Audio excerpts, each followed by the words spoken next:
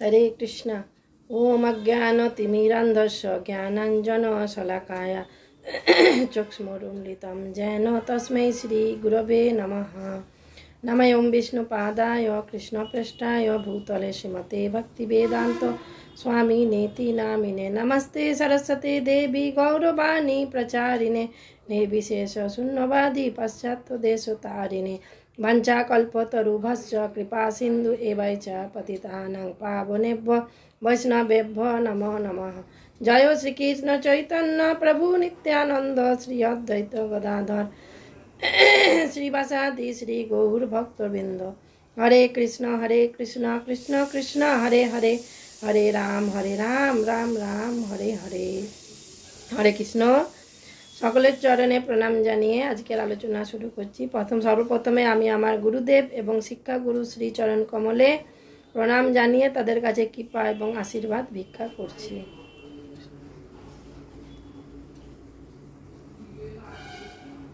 जय पेते पाबो ना गुरु महाराज की जय। जय गुरुदेव।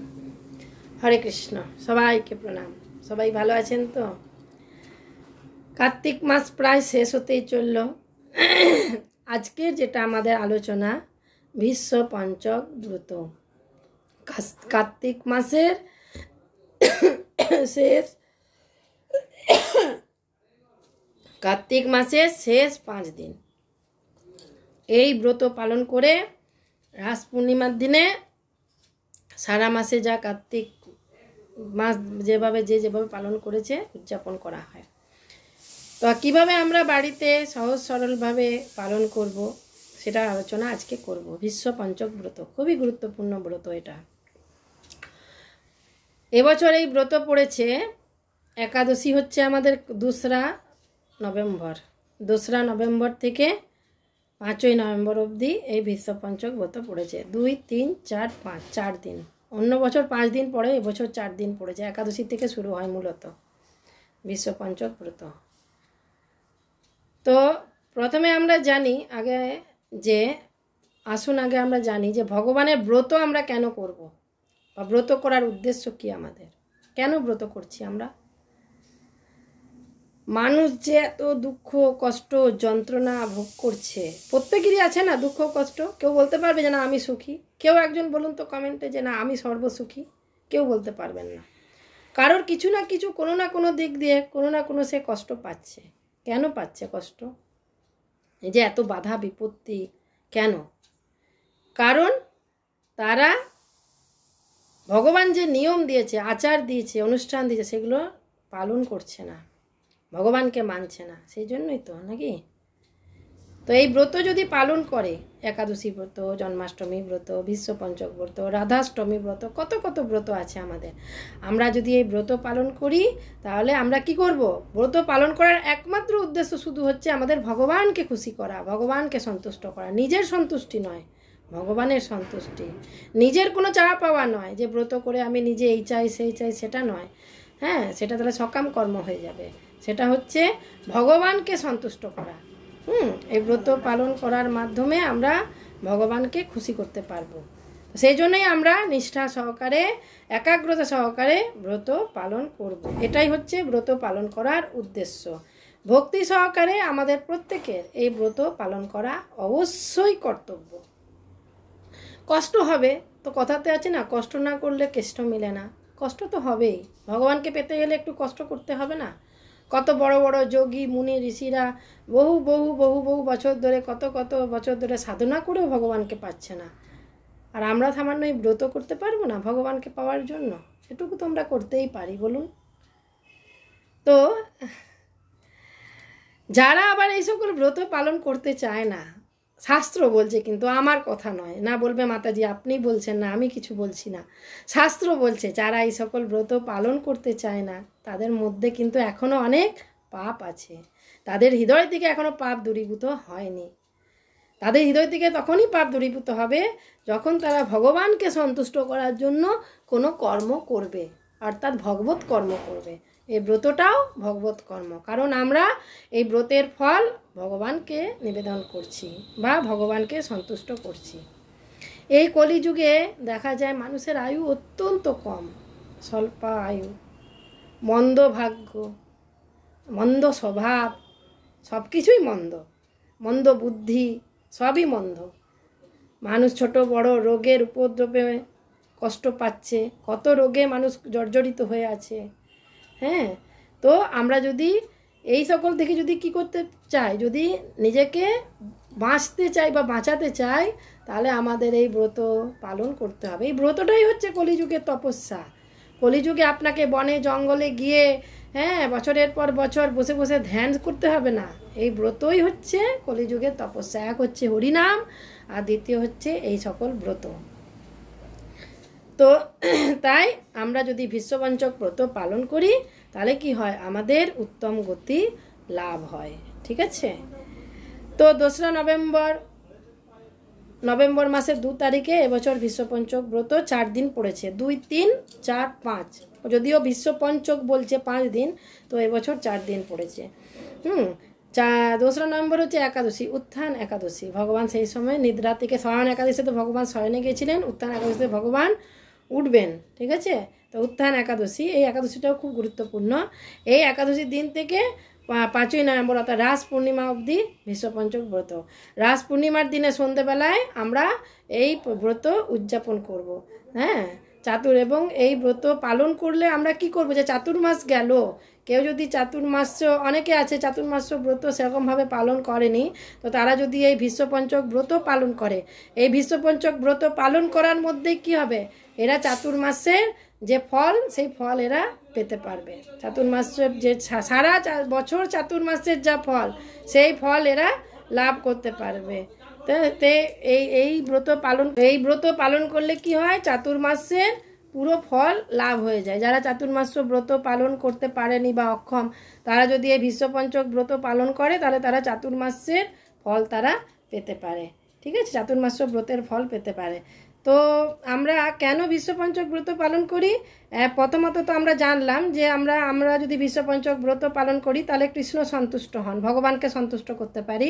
আর দ্বিতীয়ত ভীষ্মের পূর্ণ ফল লাভ করা যায়। ভীষ্ম যতদিন এখানে ছিলেন এই পৃথিবীতে, ততদিন তিনি যা পূর্ণ ফল অর্জন করেছেন, সেই ভীষ্মের পূর্ণ ফল আমরা অর্জন করতে পারি। আর ভগবান বলেছেন, কারণ ভীষ্মদেব ছিলেন ভগবানের সবথেকে প্রিয় ভক্ত।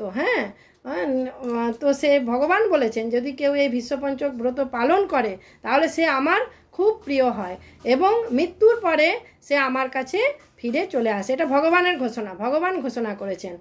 আর বিশ্বপঞ্চক ব্রত পালন করলে কি হবে, যে আমাদের পারমার্থিক পথে আমরা উন্নতি লাভ করতে পারবো। ঠিক আছে। আর একটা জিনিস হচ্ছে, যাদের পুত্র নেই তারা পুত্র লাভ করতে পারবে।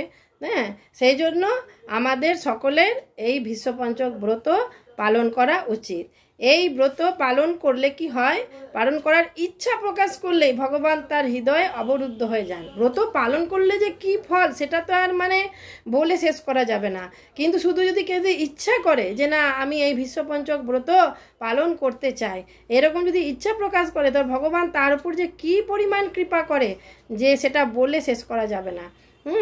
তো কিভাবে, তো এবারে আসুন যে আমরা কিভাবে এই ব্রত পালন করব। প্রথমে আমরা কি করব, সকালে ঘুম থেকে উঠব। জানি আমরা এটা সকলে, আমি অনেকবার ক্লাসে বলেছি যে সকালবেলায় ঘুম থেকে উঠে ব্রহ্ম মুহূর্তে উঠে গঙ্গা বলে আমরা স্নান করব। অবশ্যই যে কদিন বিশ্বপঞ্চক ব্রত চলবে, সে কদিন আমরা যে নিকটবর্তী কোনো গঙ্গা নদী থাকে, সেখানে গঙ্গা নদীতে গিয়ে গঙ্গা স্নান করা উচিত। আর যদি গঙ্গা নদী না থাকে, তাহলে আমরা বাথরুমের মধ্যে গঙ্গা বলে উচ্চারণ করে আমরা জল ঢালতে পারি। তাহলে কি হয়, গঙ্গা স্নানের ফল পাওয়া যায়। ঠিক আছে। এরপরে আমরা কি করব, এরপরে ভগবানকে জাগাবো, নিজেদের আচমন করব, নিজেরা শুদ্ধ হয়ে ভগবানকে জাগাবো, ভগবানের কক্ষে প্রবেশ করে ভগবানকে জাগাবো। ভগবানকে জাগিয়ে তারপরে মঙ্গল আরতি করব। মঙ্গল আরতি করে তারপরে ভগবানকে অবশ্যই প্রদীপ দেখাবো। যেহেতু এটা দামোদর মাস এখনও চলছে, ভগবানকে দীপ দেখানোর প্রচুর মাহাত্ম্য আছে, ভগবানকে দীপ দেখাবো। তো এই 4 দিনে আমরা ভগবানকে যখন অর্চন করব, 4 রকম ফুল, 5 রকম ফুল, 5 দিনের কথা বলা হচ্ছে, 5 রকম ফুল দেওয়ার নিয়ম আছে। যেমন আমরা একাদশীর দিন থেকে প্রথম দিন শুরু হচ্ছে, তাহলে একাদশীর দিনে আমরা কি ফুল দেব, চরণে পদ্ম ফুল দেব, যখন বিশ্বপঞ্চক ব্রত চলবে। দ্বিতীয় দিনে জানুতে বেলপত্র, তারপরে দ্বাদশীতে, ত্রয়োদশীতে মানে তৃতীয় দিনে নাভিতে সুগন্ধি, ঠিক আছে। চতুর্দশীতে মানে চতুর্থ দিনে কী করবো, ভগবানের কাঁধে কাঁধে কী দিতে হয়, সাদা জবা, ঠিক আছে। আর পূর্ণিমা মানে লাস্ট দিনে মস্তকে মালতী ফুল। এইভাবে আমরা এই 5 রকম ফুল আমরা ভগবানকে সে নিবেদন করতে পারি। আর যদি কেউ এই ফুল যদি না পান তাহলে কেউ কষ্ট পাবেন না, কারণ কি কেউ যদি জোগাড় করতে না পারেন মানুষে দিতে পারেন, মানুষে দিলেও কাজ হয়। মানে আপনি মনে মনে ভাবলেন আমি পদ্মফুল, সুন্দর পদ্মফুল আমি ভগবানের চরণে নিবেদন করছি, সেরকমভাবেও মানুষে অর্পণ করা যায়, ভগবানকে অর্পণ করা যায়, ঠিক আছে। তো এটা একটা গেল। আরেকটা হচ্ছে কি যে চতুর্দশীর দিন যেটা বললাম, চতুর্দশীর দিনটাকে কি বলা হয়, আমলকি চতুর্দশীও বলা হয় এই বিশ্বপঞ্চক চলাকালীন। কারণ সেই দিনে কি হয়েছিল, আমলকি বৃক্ষের উৎপত্তি হয়েছিল। সৃষ্টির প্রারম্ভে যখন সারা ব্রহ্মাণ্ড যখন জলমগ্ন হয়ে গেছিল, তখন ব্রহ্মা ভগবানের দিব্য নাম উচ্চারণ করছিলেন, ভগবানকে ডাকছিলেন, ভগবানের দিব্য নাম উচ্চারণ করছিলেন। এবং ভগবানের দিব্য নাম উচ্চারণ করতে করতে ব্রহ্মার অশ্রু মানে চোখ থেকে অশ্রু গড়িয়ে এসেছিল, এবং সেই অশ্রু আনন্দ অশ্রু, সেটা নয় রোদন নয়, আনন্দ অশ্রু, আনন্দে নাম করতে করতে একটা আনন্দ, শরীরের মধ্যে অষ্টসাত্ত্বিক বিকার চলে এসেছিলো এবং অশ্রু গড়িয়ে এসেছিলো, এবং সেই অশ্রু দিয়েই মাটিতে পড়ে সেই অশ্রুর থেকেই কি হলো, আমলকি বৃক্ষের উৎপত্তি হলো। তা যেহেতু ভগবানের প্রিয় ভক্ত হচ্ছে ব্রহ্মা, ব্রহ্মার অশ্রু থেকে আমলকি, সেই জন্য ভগবান বলেছেন এই দিন যদি কেউ আমলকি বৃক্ষের পূজা করে, হ্যাঁ, আমলকি বৃক্ষকে প্রদক্ষিণ করে, তাহলে আমি তাকে অনেক অনেক মানে তাকে কৃপা করি। হ্যাঁ, তো আমলকি বৃক্ষকে কি বলা হয়, আদি রুহ, মানে পৃথিবীর সর্বপ্রথম বৃক্ষ হচ্ছে আমলকি বৃক্ষ। হ্যাঁ, সর্বপ্রথম এই বৃক্ষের উৎপত্তি হয়েছিল, এই জন্য এই বৃক্ষকে বলা হয় আদি রুহ। তো এই জন্য আরেকটা জিনিস বলা হয়েছে, আবার যদি কেউ আমলকি নাও পান, সেই দিনে যদি আমলকি আমলকি আমলকি এইবার যদি 3 বার বলে যদি উচ্চারণ করেন সেই আমলকি চতুর্দশী দিনে, তবেও সেই সমপরিমাণ ফল লাভ করা যায়। এছাড়া আপনি মানসে আমলকি বৃক্ষকে প্রদক্ষিণ করতে পারেন, মানসে পূজা সেবা আরতি করতে পারেন, ঠিক আছে। তো এইভাবে বিশ্বপঞ্চক ব্রত দিনে মানে দিনের মধ্যে যে আমলকি চতুর্দশী যেটা পড়ছে এটা আমরা এইভাবে পালন করতে পারি। আরেকটা হচ্ছে কি, বিশ্বপঞ্চকের দিন থেকে আমরা কি কি খাবো, যদিও খাওয়াটা সেরকম বড় ব্যাপার নয়, মেন হচ্ছে আমরা কিভাবে ভজন সাধন করছি, কতটা আমরা মানে ভজন করছি, এটাই মেন। তো তবু খাওয়াটা একটা ব্যাপার থাকে, কি খাবো অনেকে প্রশ্ন করে আমাকে, তো তাদের জন্য বলছি সেই দিনে আলু সেদ্ধ, বাদাম সেদ্ধ, কচু সেদ্ধ, হ্যাঁ, বিট লবণ দিয়ে সন্দক লবণ দিয়ে আমরা আদা খেতে পারি। আদাটা খেলে কি হয়, হজম হয়ে যায়, হ্যাঁ, শরীরের মধ্যে এটা আসে না, তো এইগুলো খেতে পারি। বহুবীজ ফল কিন্তু খাওয়া সেদিন নিষিদ্ধ, আপেল কলা এগুলো আমরা খেতে পারি, যেমন পেয়ারা, শসা, বেদানা, তরমুজ এগুলো কিন্তু খাওয়া যাবে না। সেই পরে নারকোল, কাজু, কিশমিশ এগুলো খাওয়া চলবে, আপেল কলা, হ্যাঁ, এগুলো চলবে। আর অবশ্যই এটা সূর্যোদয়ের পরে এবং সূর্যাস্তের আগে আমাদের 2 বার, সারাদিনে 2 বার আমাদের প্রসাদ গ্রহণ করতে হবে, সূর্যোদয়ের পরে আর সূর্যাস্তের আগে, পূর্বে। হ্যাঁ, অনেকে বিশ্বপঞ্চক ব্রত ভবিষ্যান্ন করেও, যারা সারা বছর মানে কিছু কার্তিক মাস, যারা সারা কার্তিক মাস বা দামোদর মাস কিছু সবজি পালন করেছে, তারা ভবিষ্যান্ন করেও বিশ্বপঞ্চক ব্রত পালন করতে পারে। তাদের জন্য এই 2 বার, সূর্যোদয়ের আগে আর সূর্যোদয়ের পরে আর সূর্যাস্তের আগে। তো সেই দিন আমাদের বেশি করে ভগবানেরকে স্মরণ করা, ভগবানের নাম নেওয়া, গীতা ভাগবত পাঠ করা, ভক্ত সঙ্গ করা, আর অবশ্যই ভগবান দামোদরকে দীপ নিবেদন করা। আর শেষের দিনে কি, অর্থাৎ রাস পূর্ণিমার দিনে আমরা সারা বছর যেটা খাইনি, ঠিক আছে, সারা বছর নয়, সারা মাস দামোদর মাস কার্তিক মাসটা আমরা যা খাইনি সেগুলো দিয়ে আমরা সুন্দরভাবে, হ্যাঁ, রন্ধন করে ভগবানের জন্য ভোগ রন্ধন করে ভগবানকে নিবেদন করে প্রসাদ গ্রহণ করব। যা খাইনি, পটল, বেগুন, বরবটি, শিম, যা, হ্যাঁ, টক জিনিস, যেমন দই খায়, দই বড়া কেউ করতে পারে, তাহলে দই বড়া হলে কী হবে, দইটাও খাওয়া হবে, আর ওই বিউলির ডাল যেটা মাসকলাই সেটাও খাওয়া হয়ে যাবে।